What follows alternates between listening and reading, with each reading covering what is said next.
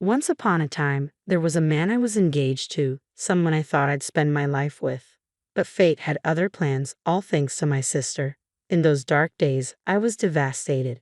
Now, though, I found new joy, and I'm eager to share it with my sister and my ex-fiancé. My name is Catherine. I'm not stunningly beautiful, just an ordinary office worker. But once upon a time, there was a man named Bob who had promised to marry me. Bob was the handsome type with a career in a prestigious firm, the kind of guy people call the catch. We were blissfully happy in a way that made me believe it would never end. But then life's cruelty intervened. I never did marry Bob, all because of my sister.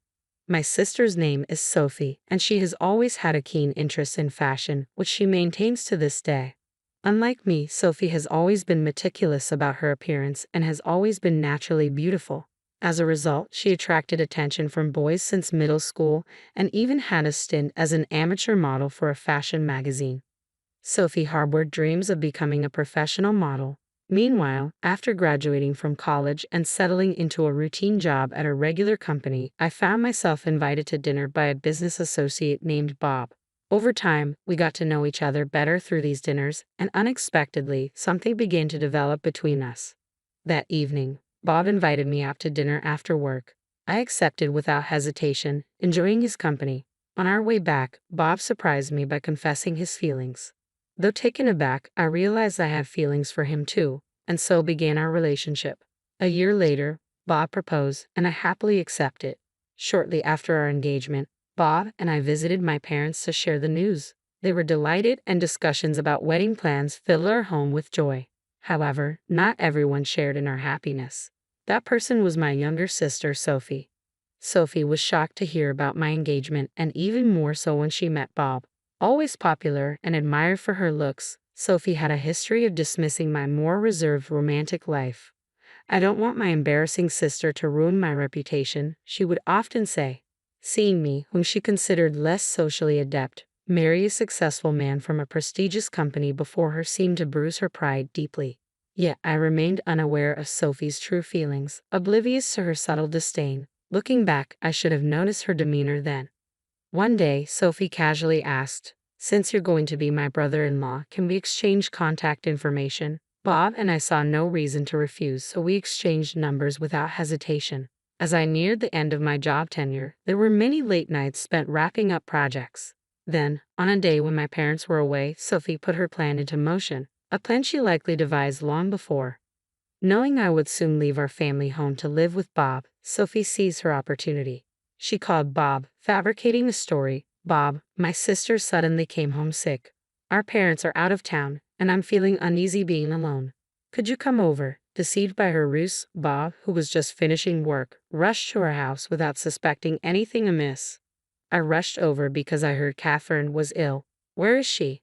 Bob's concern was palpable, and naturally, he assumed I was home. But Sophie quickly admitted, "I'm sorry, Bob. I lied to you. My sister isn't sick, she's still at work." Instead of anger, Bob responded with a puzzled expression. "Why would you lie about that?" Sophie, visibly nervous, began to explain. Meanwhile, after finishing my workday, I arrived home to an unexpected sight. Bob was there. Despite the surprise, I greeted him cheerfully. "Oh, you're here. What's up?" Little did I know, this moment would soon bring the deepest despair and sadness I had ever known. "Catherine, I'm sorry. I think we should break up." Bob's words hit me like a sudden storm. Unable to grasp their meaning at first, I stammered, "What? Are you serious? Break up? What's going on?" As I pressed for answers, Sophie entered the room, casting an uneasy atmosphere over us all. "Catherine, the truth is, I've been seeing Sophie. I'm sorry, but I've fallen in love with her more than I realized." Bob's words left me stunned and confused. Still reeling from the shock, Sophie added, "I'm sorry, Catherine, but Bob has decided to marry me." I felt utterly lost and devastated.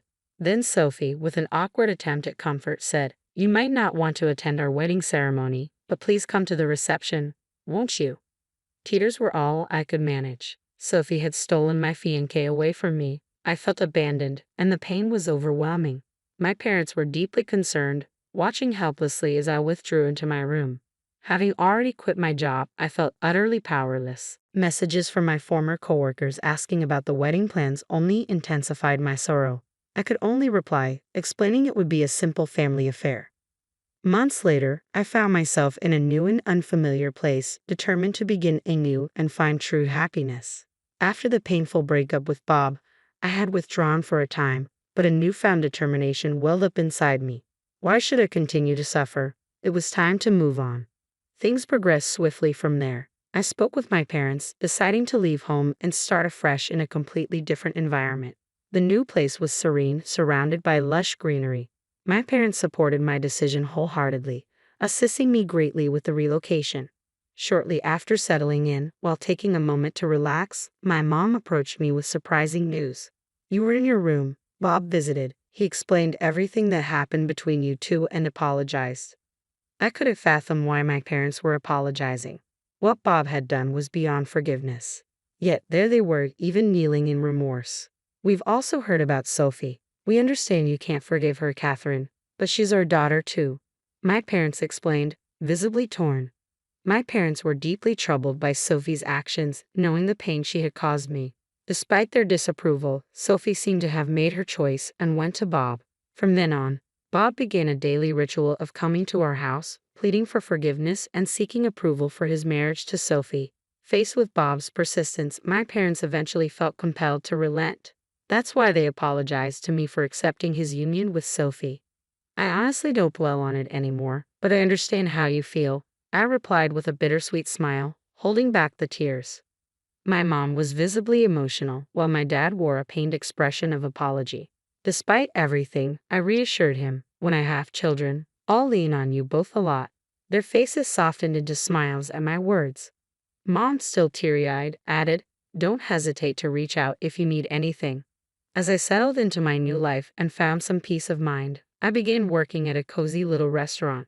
The team was small, but the atmosphere was bright and welcoming, which I appreciated greatly. The banter among the staff, especially the teasing directed at the manager Steve, added to the warmth of the place.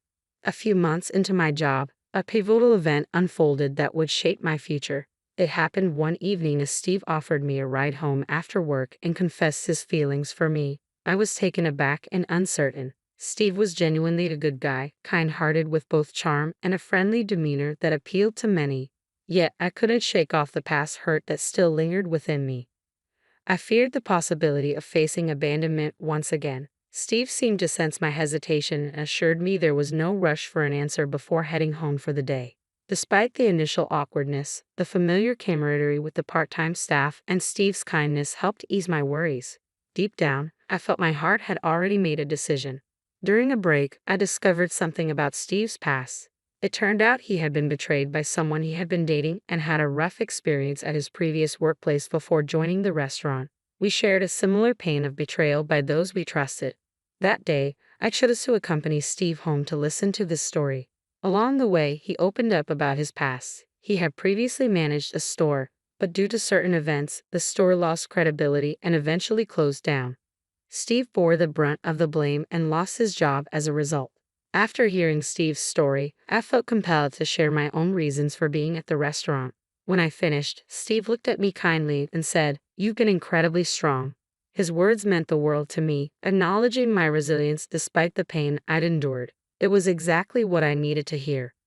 I did my best. Despite being betrayed by someone I loved, I managed to pick myself up, I confess, acknowledging the difficulty of my journey. To which I added sincerely, "You've done amazingly well too."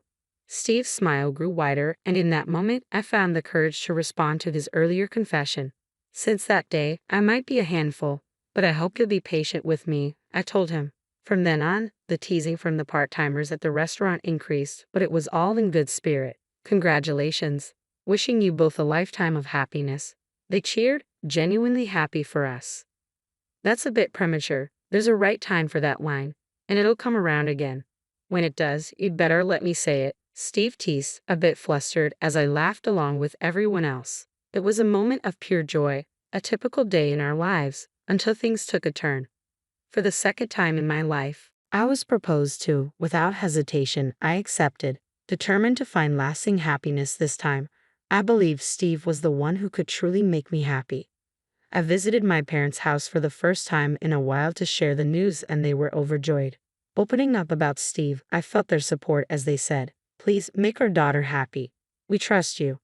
"I will make Catherine happy," he asserted confidently. After chatting for a while, my dad hesitated before sharing, "Sophie and Bob are going to get married." He mentioned that an invitation might arrive, but insisted I needn't worry about it. Truthfully, I wasn't bothered. I was too wrapped up in my own happiness. In fact, I wanted to celebrate it openly. When I expressed this to my parents, they responded warmly, "If Catherine feels that way, then we trust your judgment." Sure enough, a few days later, an invitation to Sophie's wedding arrived. I decided we would attend together. Dave and I had opted for a simple legal marriage due to Sophie's impending wedding.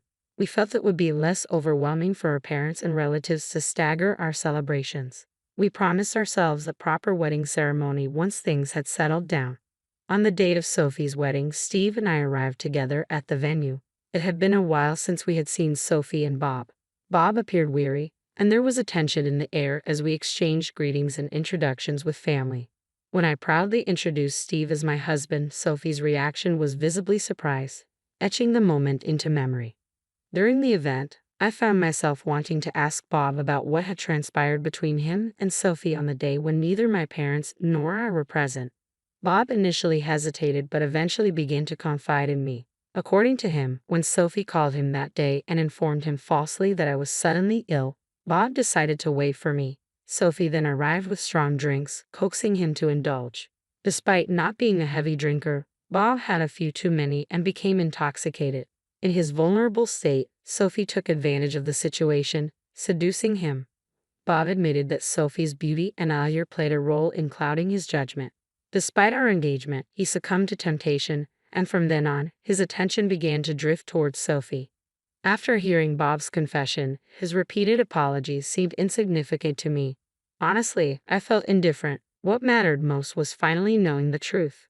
Meanwhile, Steve and Sophie were engaged in a conversation nearby. I was curious about their discussion but decided to inquire later, considering Sophie's upcoming wedding. On our way home, I couldn't resist asking Steve, "Were you upset when you were talking to Sophie?"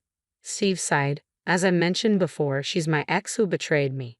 But that's not all. She's also the reason I lost my job."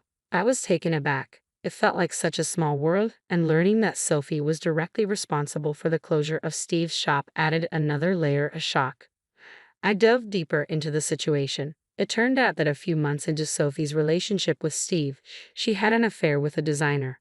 Sophie believed dating someone in the modeling industry would be more advantageous, despite already being with Steve. When Steve discovered this by chance, he understandably confronted Sophie. However, instead of remorse, Sophie became angry and the relationship ended abruptly. Sophie's anger didn't dissipate. She went further, fabricating a fake photo of foreign objects and dishes from Steve's restaurant and shared it on social media. Given her modeling career, she had a substantial following, and the photos quickly went viral.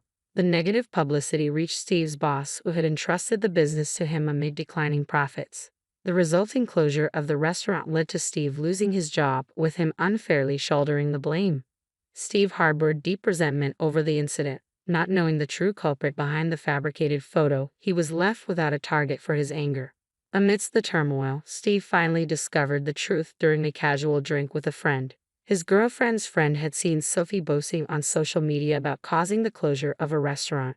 Unaware that the restaurant belonged to Steve, the friend relayed this information to Steve. Though Steve now knew who was responsible, it was too late to take any action, so he resolved to make a fresh start elsewhere. It was then that Steve and I crossed paths. I approached Steve with an apology. "I'm sorry for what my sister did. I'm the sister of the person who caused so much trouble in your life. I didn't know how to face you. I was afraid you might hate me." Steve's response was unexpectedly kind. "It's all in the past, Catherine. None of this was your fault." His words brought me immense relief, reaffirming our decision to pursue happiness together once more. Later, Sophie faced consequences for her actions. She had arranged a photo shoot at an unexpected location, our home, known for its lush greenery and picturesque backdrop, ideal for modeling. The shoot was evidently part of her ambition to pursue a modeling career.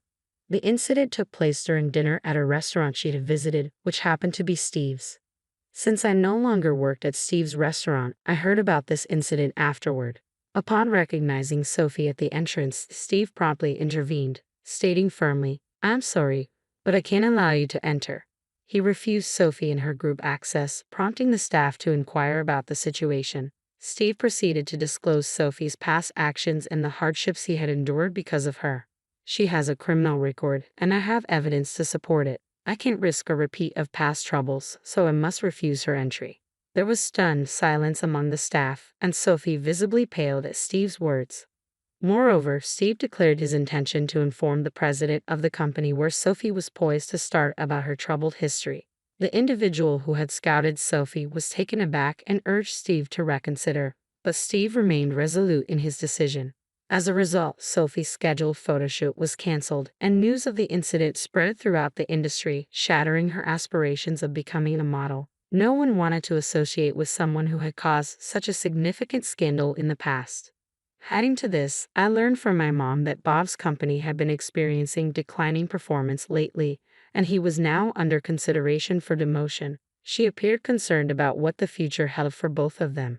Despite the tumultuous events, Steve and I continued to enjoy our days together happily. Today marks the eve of our long-awaited wedding. We've both overcome challenges in the past, but now we're filled with joy. There's also a new life growing within me. Congratulations. Wishing you a lifetime of happiness. The staff from the restaurant where we first met cheerfully repeat this familiar phrase. Thank you, I respond gratefully, stating before everyone, I pledge to cherish our family always and to seek happiness forevermore.